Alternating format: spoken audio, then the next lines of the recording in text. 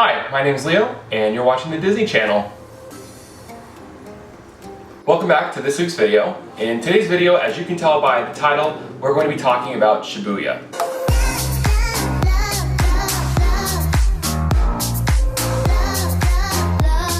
I visited Shibuya whenever I went to Japan in March of 2019. We started our day by waking up at our Airbnb. We went outside, and something that I'll talk about a lot throughout these videos is that there's vending machines everywhere. I think the statistic is that there's one vending machine for every 3 people in Tokyo, so they are literally everywhere. We were staying in a residential space near Asakusa. We were about northeast of Asakusa, and it was in the middle of the neighborhood, but we walked outside and there was a vending machine. So we started our morning, we got some drinks, and we hit the road. This was also the first morning that of the 2 different stations that were near us, we decided to take the one that we hadn't gone to just yet. If you choose to visit Japan, keep in mind the times in which you're going to choose to travel. When we planned our trip, we did think about this, but whenever we got there, things didn't work out quite as we had hoped.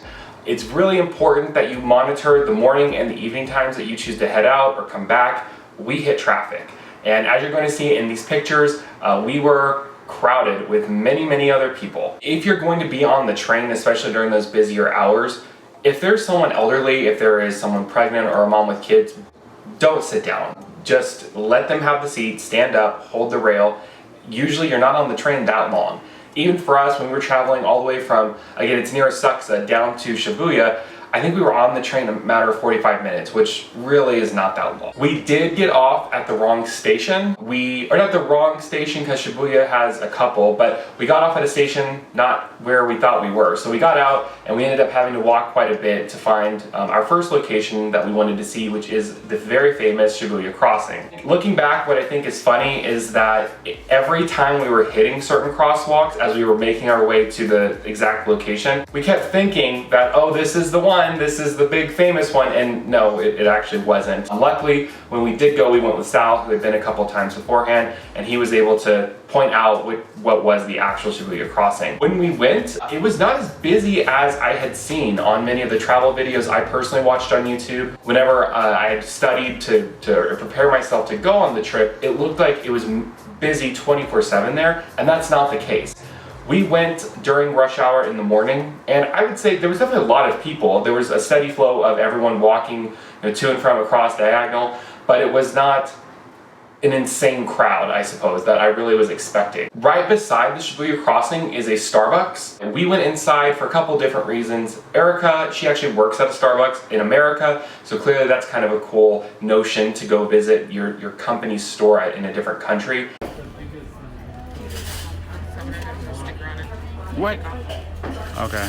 What's also very unique to this Starbucks is if you go on the 2nd floor, which is very busy, you can sit and you can look out the window and you can actually observe the Shibuya crossing and the huge crowd that's traveling throughout there. While we were at this Starbucks, they had Japan-specific treats that were amazing. Sal got a Sakura coffee that was probably one of the best tasting things we had while visiting Japan.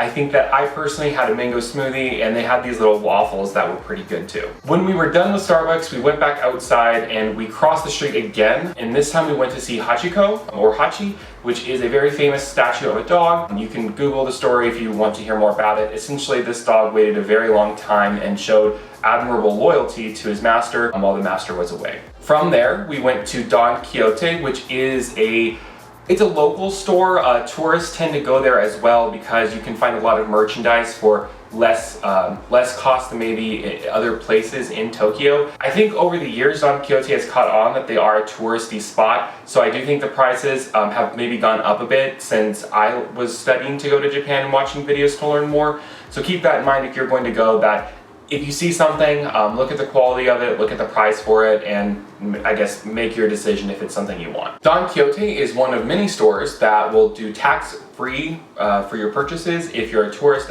from out of Japan. Now, if you do this, it goes without saying, because they're going to wrap your stuff up in a very specific packaging that says "Do not open while in Japan." So I wouldn't recommend doing that.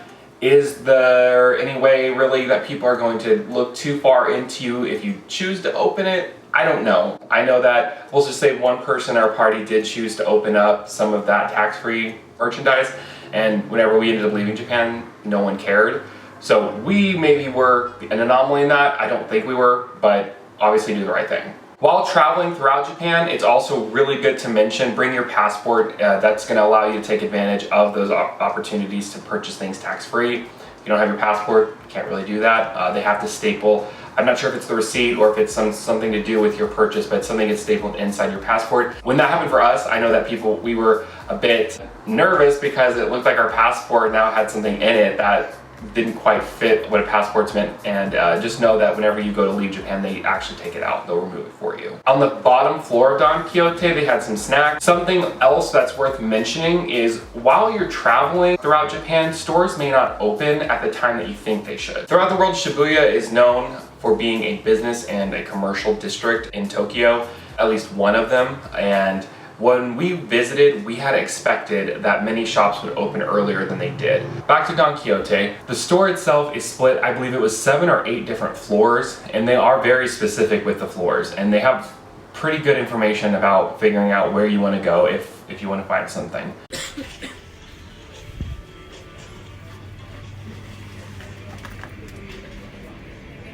The first floor had some snacks, and whenever we were visiting, when we first walked in, that wasn't open yet, but thankfully whenever we went to leave, it was open. They had really cute little Shiba Inu. It's like a breaded snack with cream in it. Really, really great. I think it was the 6th floor, maybe the 7th, had adult items. So if you're going with kids, you may want to avoid that. Again, it is clearly labeled on their store map. I took some pictures that were funny there. Those won't make it into this video, but they have very interesting adult items that are for sale. After Don Quixote, we left and we decided to go visit the Disney store in Shibuya. If you're a Disney fan, this is something you have to go see if you're visiting Japan.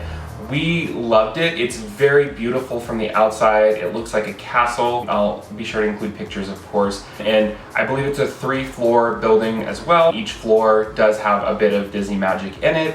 On the 3rd floor, 2nd or 3rd floor, if there's only 2, it's the 2nd. If there's 3, it's the 3rd. But there is a counter service to where you can purchase your Disneyland Tokyo Disneyland Resort tickets in advance. So if you're planning to go to the parks and you want to have the physical paper ticket that looks like a generic Disneyland ticket here in the United States, then you're going to want to visit this store to purchase it. If you're planning to go to Tokyo Disneyland Resort and you don't buy your tickets ahead of time, there is a chance, especially on busier days, that it's going to be sold out. So it's best to buy the tickets in advance, and this Shibuya store is a really nice place to do that. Although short, our time in Shibuya was really fun. I think that in my own head, one of the main things I wanted to do while in Japan was to kind of have that more visual experience than necessarily going into every single store. Walking in the streets, my at the time 4-year-old and my family, and just taking pictures and looking at the many different stores around us was really fun.